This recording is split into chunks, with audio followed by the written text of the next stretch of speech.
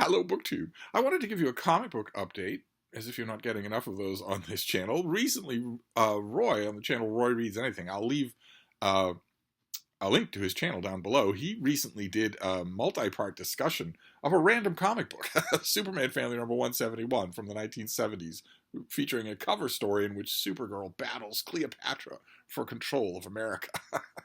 I remember these things. They were well worth the 50 cents that you had to pay for them, even though in a lot of cases when I was buying Superman Family and a few other uh, bigger issues like this, Superboy Family or Batman Family, in a lot of cases when I was buying these reprint issues, I had a lot of the reprinted material already. I had read a lot of it already, because what these were an original story in the front of, and then the backup features are reprints. It's a good model for comics. I'm surprised they don't continue to do them. DC flirted with bringing back these with this banner, the giant issues, but then they apparently dropped them again.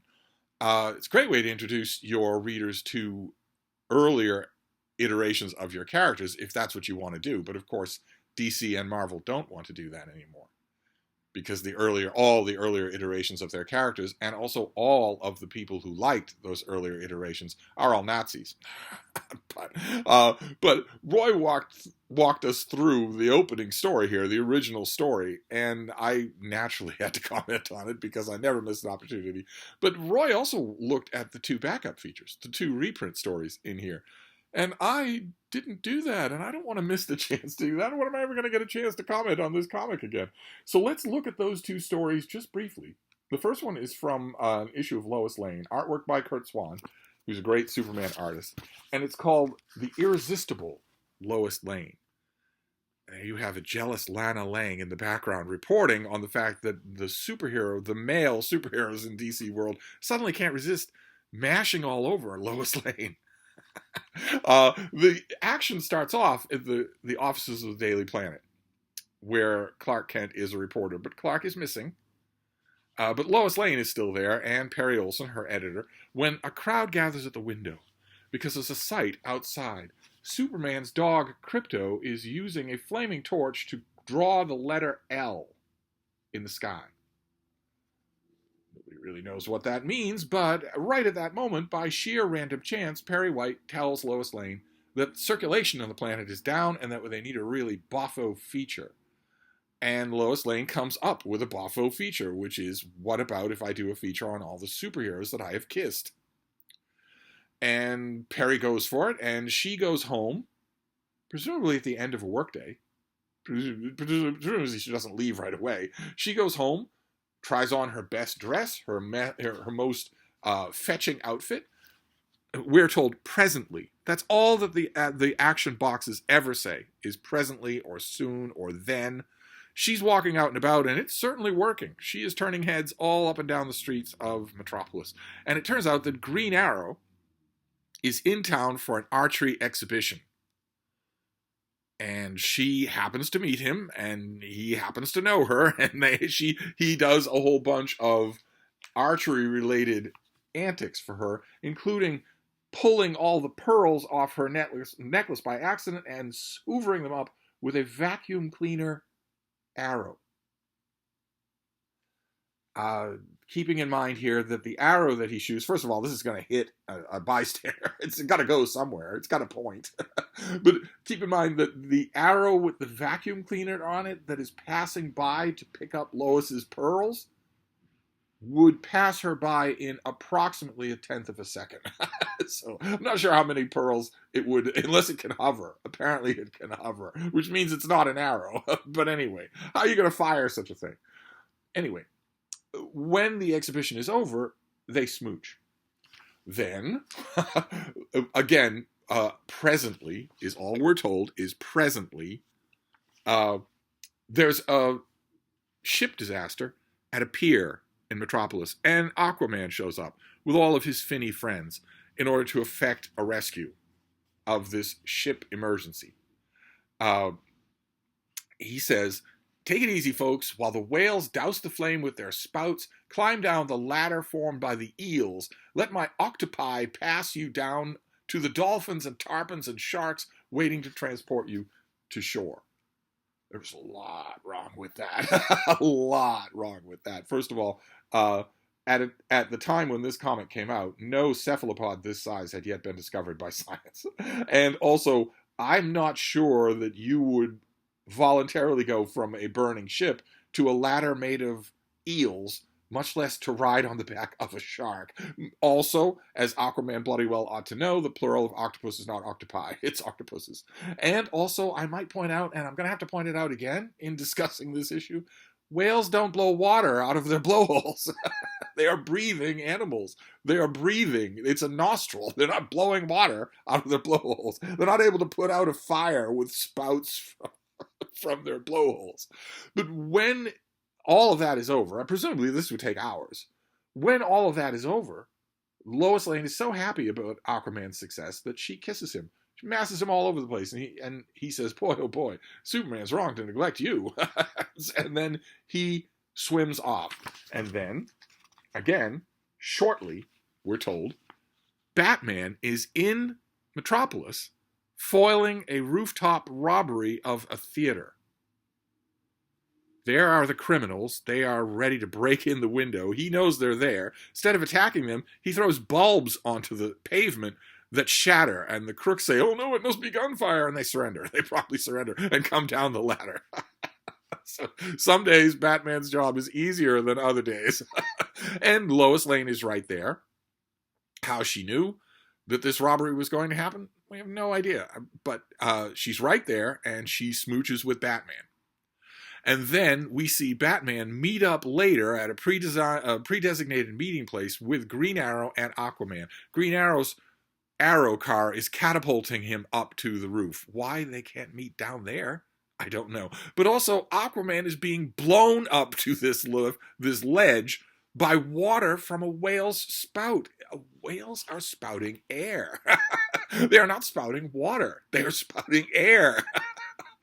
Anyway, the three of them meet and reveal the emergency at the heart of the story, which is that at his Fortress of Solitude, Superman is surrounded by green kryptonite inflicted on him by a group of aliens.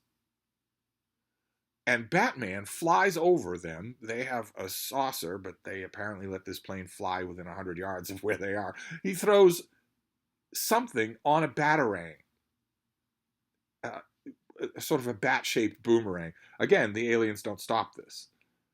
And it turns out that the something, let's try and review what's going on here. The something is a handkerchief covered in red kryptonite. Red kryptonite is an invention of Julius Schwartz, and it is a kind of kryptonite that has unpredictable effects, one-time only, unpredictable effects on Kryptonians. Radiation doesn't work that way, but we're going to let it go. So it's red kryptonite that would make Superman, a fat slob, or give him a gigantic bulb-shaped head, or turn him into a giant insect in a Superman costume. And then it goes away. It was just a gimmick to tell an outlandish Superman story. This red kryptonite, which Lois knows about, has the one-time only effect, she says. That's her actual narration. Let's see. Let's make sure that we've got this right. Here, let me find it here. She has a bit of this red kryptonite. And she says, the idea was to rush to you some grains of red kryptonite I always carry in a lead capsule in my purse. Red kryptonite always has a different, unpredictable effect on you, but this particular type acts as an instant cure for green kryptonite.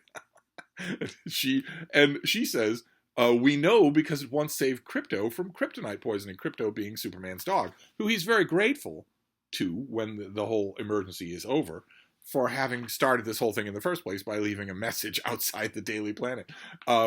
She says, this particular type acts as an instant cure for green kryptonite.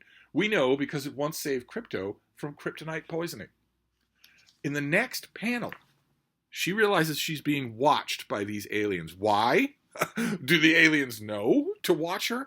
When did they put a surveillance device in a vase in her apartment instead of just killing her? But she says in the narration of the next panel, therefore, these crystals could also be used to save you once, and once only, as an antidote for green kryptonite.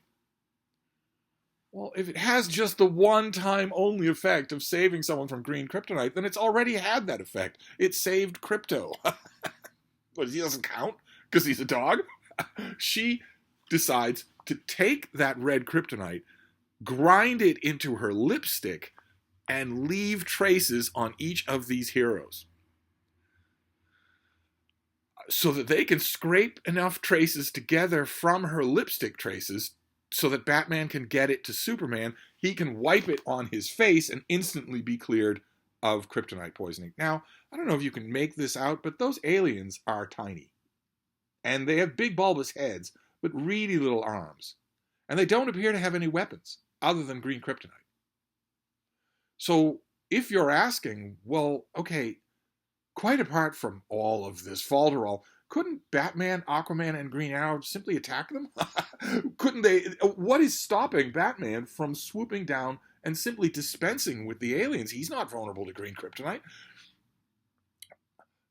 They gather all of this red kryptonite together, this one kind of red kryptonite that has this one and one only time effect of reversing the effects of green kryptonite. So they gather all of this together. They wipe off all their faces, gather it all together, and Batman sends it down to Superman, who wipes it on his face and is suddenly immune to green kryptonite. The green kryptonite is still there. So how long does this immunity last? Is he immune to green kryptonite from now on? No, obviously not, because he's imperiled with it all the time. So he flies away. He tells us that once he was free of the effects of green kryptonite, he warned the aliens in their own language, which he appears to know, that if they don't back off, he's going to destroy them. He didn't see them coming to Earth. They got all the way to his Fortress of Solitude, which he says, luckily, they never noticed. But now he's going to destroy them. But he's still within range of green kryptonite. Why can't they just inflict him with it again? If this thing only has a one-time only effect. But then we're told the reason behind all of this, which is that this was a plan that Superman worked out. When I found myself in the green kryptonite death trap near my Fortress of Solitude, which luckily the aliens didn't spot, I used my super ventriloquism to Crypto to put Plan L into execution. L for Lois Lane. That's why Crypto wrote the L in the sky to alert Lois that I needed her help. Superman goes on to say, as you know, there's also a Plan P for Perry White and a Plan J for Jimmy Olsen for other emergencies. Yes, says Lois, but Plan L is to be carried only by me when you're in dire peril from green kryptonite near the Fortress of Solitude. So there's a Plan P and a Plan J where Perry White and Jimmy Olsen also fervently kiss as many superheroes as they can. I could kind of like to have seen that story. But Superman has a contingency plan that is this evolved, that if he's in kryptonite peril near the Fortress of Solitude, he will use super ventriloquism, which apparently is a superpower that he still has, even when he's flat on his stomach dying from kryptonite poisoning. You'd think with super ventriloquism you would need supervision, telescopic vision, that you would need super lungs. You'd think that you would be able to do that. It's not telepathy. And also, super ventriloquism is what he uses to tell Crypto, his dog, that it's time to put Plan L into execution. How does Crypto know what Plan L is? and if he knows because he has been carefully trained to do this, well, then that would mean that the people in the offices of the Daily Planet have seen this site before. It would have happened to happen at least a dozen times. Crypto doesn't actually understand what the letter L is. Maybe he does, because in these old stories he thinks in English. He's just a human in dog form in these earlier stories. But it seems rather elaborate. And if there are plans P and Plan J, then when Lois and all of her colleagues spot that glowing L outside the window of the Daily Planet, why doesn't Lois simply say to Perry Olsen, it's Plan L? So I need you to contact as many superheroes as possible, and I will get them this red kryptonite. The surveillance device the aliens put in her apartment building is only there. We don't have any indication that they're surveilling her anywhere else. They're certainly not bugged into the Daily Planet's office. So why can't she simply put Plan L into execution with as many heroes as possible without all of this stupid subterfuge? Why can't she, for instance, get the one superhero she certainly isn't going to kiss, Wonder Woman, to simply fly in and defeat these aliens on her own? She's not vulnerable to kryptonite either. And when you're asking that question, why all this falderall? Such a convoluted plan that makes no sense at all. Why all of this when X, Y, or Z could have been done instead? I'll show you the reason why. There is a very simple reason why, and it's gone from comic books today. So you're going to need someone to take you by the hand and carefully lead you through the why. This is the why. That panel right there. Not the writing behind it, not the justification behind it, nothing but that panel. Lana Lang being frustrated because all of these male superheroes are kissing Lois Lane. Because Lois Lane is suddenly kissing lots of heroes. That's it. That's all. That is the justification for this entire convoluted storyline, is to get to that image. That's all. Is that image is what? What? Lois Lane is kissing all of these male superheroes? That's it. That's all. That's all it's supposed to be. What? It's not Atlas who's holding up the world, but Superman? What? It's not Superman responding to that emergency, but Perry White? What? You take that tableau, that is the whole point of this, and then you figure out a story to make it possible. That's all. And the story doesn't have to be good. Although, I have to say, even by Lois Lane standards, this one is a howler. Absolutely a howler. But then we have another story, another backup story, and this is also a backup character story. Although I think it's possible that this is original to this issue. I said that the main story, the headline story, is an original story, and then the two stories in the back are backup stories. It's possible that this Jimmy Olsen story is original to this issue. It's not very good. It's really, really bad. But it's a story called Jimmy Olsen, Boy Wonder. And it is a story about how young Jimmy is trying to join the mystery analysts group that stars an enterprising district attorney, a female mystery detective, police commissioner Gordon, a Daily Planet star reporter Clark Kent, Batman. They all have little plaques describing who they are. And hilariously, the guy in the Batman costume has a plaque identifying him as Batman. And young Jimmy Olsen wants to join the mystery analyst group. And they say, no, you can't join. He talks about previous adventures that he's had, but it isn't enough. It isn't good enough. He's even, as you can see, helped Robin to fight crime. But they say, no, you can't join. And he storms out before they can tell him the reason why he can't join. And he doesn't storm out just randomly. He storms out to one particular location. He sends a message to Robin to meet him at the Eyrie, an abandoned observatory on a mountaintop where they meet to have discussions, rap sessions. We are told that no one knows about this meeting place. Not Batman, not Superman, no one. It's, in other words, completely private.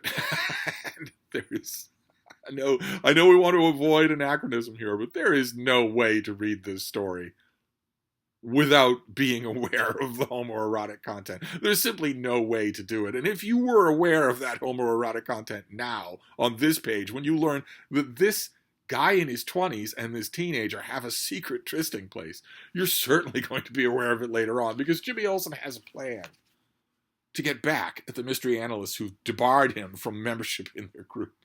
And that is to impersonate Robin. He wants to impersonate Robin and fool them all. He'll show them that he's clever enough to be a member of their group. And Robin agrees to an extensive impersonation project. He has extra costumes. He says, fortunately, we're the same height and build. One of my spare uniforms should fit you perfectly. Jimmy Olsen and Robin the Boy Wonder are the same height and build? Really? They are. So Robin the Boy Wonder, who's in high school, is the same height and build as Jimmy Olsen, who's a reporter at the Daily Planet. Okay. All right. Well, Robin says he has an extra costume that will probably fit Jimmy Olsen perfectly. There's only one way to know for sure. In this abandoned observatory that has no changing rooms, and that is for Jimmy Olsen to change into the outfit. He does. Does he do it with Robin watching? Does Robin help him? Jimmy Olsen's never put on a Robin costume before. Maybe there's some little bits and pieces that he might need some hands-on help with. It isn't just the costume, though. Of course, the costume doesn't make the man, or the boy in this case. We also need the right hair color, and we got to get rid of Jimmy Olsen's conspicuous freckles.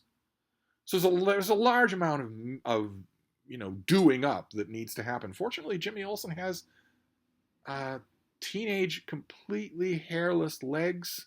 They're going to be very conspicuous, far more so than his hair color. Fortunately, I guess, he has a strict depilation regimen because he has a teenage boy's legs. As we know, because this original Robin costume leaves absolutely nothing to the imagination.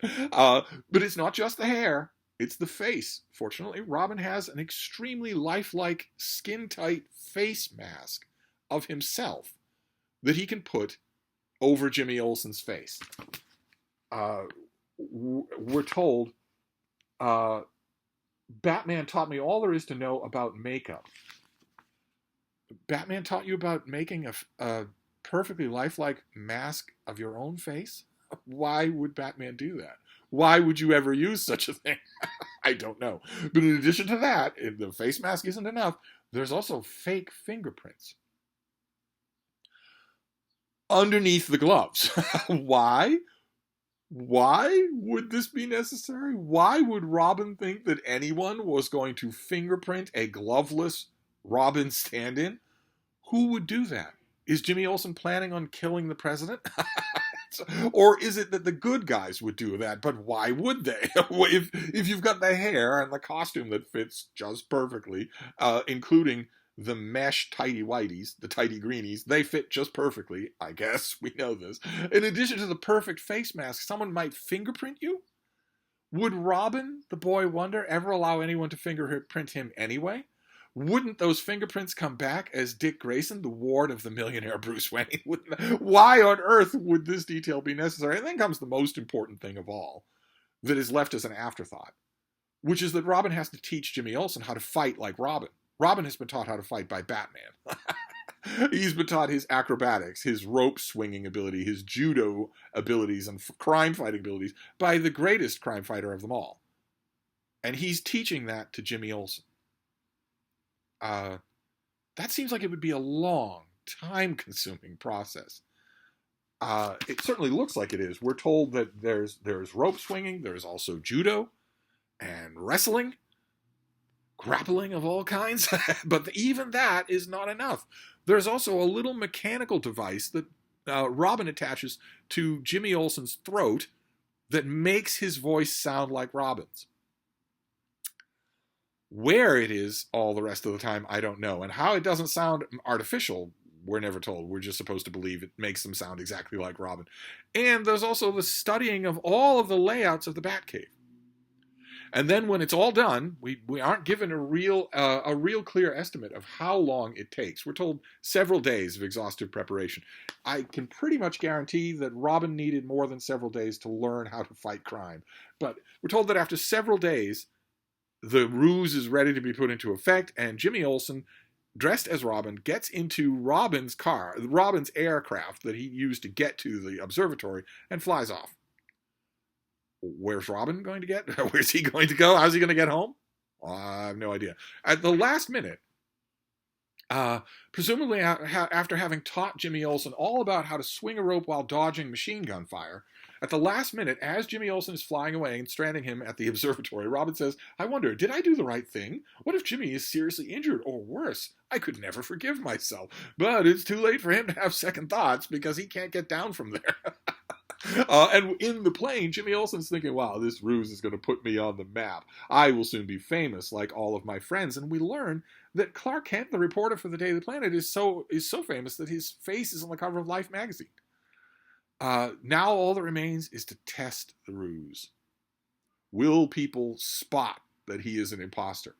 He meets Bruce Wayne as Batman, who pulls into the Batcave fresh from the Justice League's battle with the Scorpion Gang.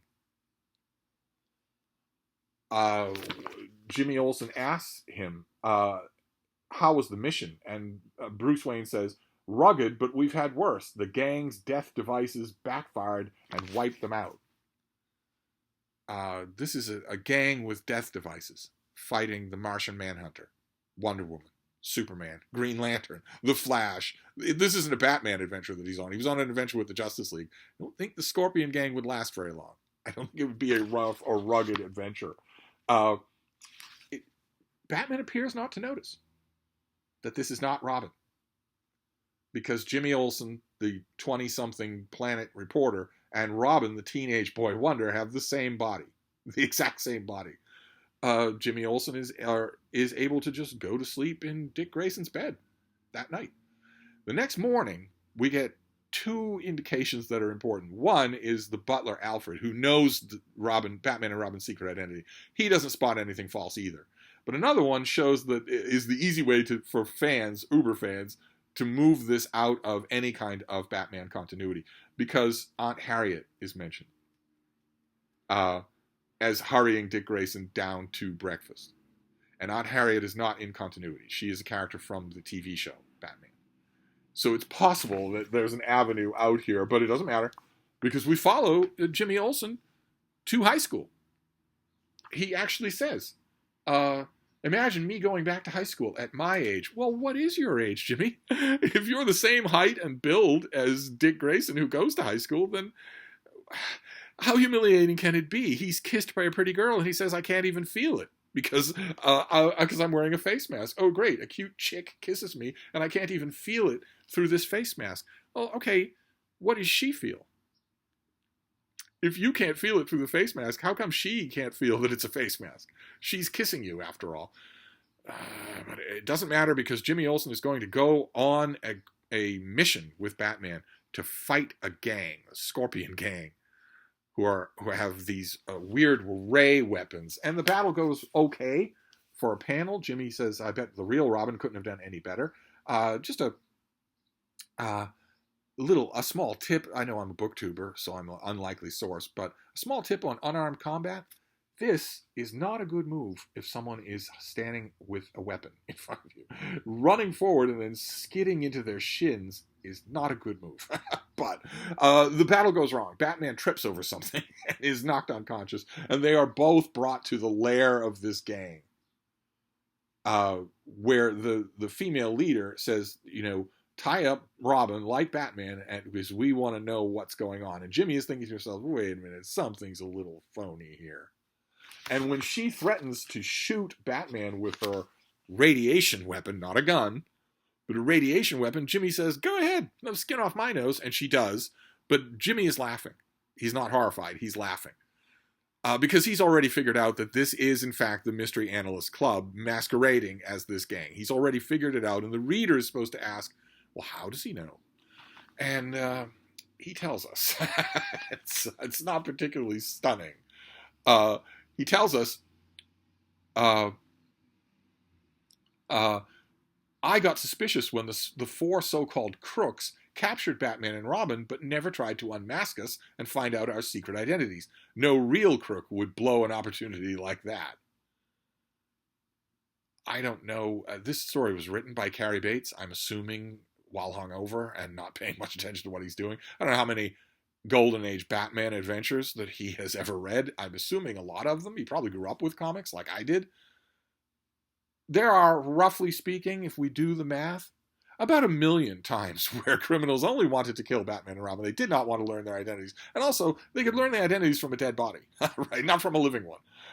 Jimmy Olsen has no reason to think at that point that these aren't the real gang. But he has another example, which is that the female leader of the gang quotes a line from K. Day's latest book, Murder in Multiple. And K. Day says, how about that? Tripped up by my own dialogue. Okay, but it's her latest novel, and we're told that she's a best-selling novelist. It's possible that the female leader of the gang would have had that line stuck in her head. On the fly, on the spur of the moment, with guns pointed at Batman, I don't think any of this is enough to go on. It certainly doesn't show that you're a master detective. But that's the clue that the members of the Mystery Detection Agency get from it. That Jimmy Olsen really is the sharpest tool in the tool shed. And they offer him an honorary membership to the Mystery Analyst Club, revealing that the reason he couldn't join as a full member is because he's too young. They have a membership bar of, I think it's 25 years old. Yeah, you have to be 25 years old to join. And Jimmy Olsen is not 25 years old. They induct him as an honorary member. Once he takes off the form-fitting face mask and the electronic voice disguiser, and he somehow wipes off the coloring in his hair with a cloth. That's not how it happens. It would have to grow out. If it could wipe off when you wipe it off, it wouldn't be that good a disguise. Robin is being very thorough. If he's giving Jimmy Olsen fake fingerprints, then he would have put actual hair dye in his hair, which means you wouldn't just wipe it off.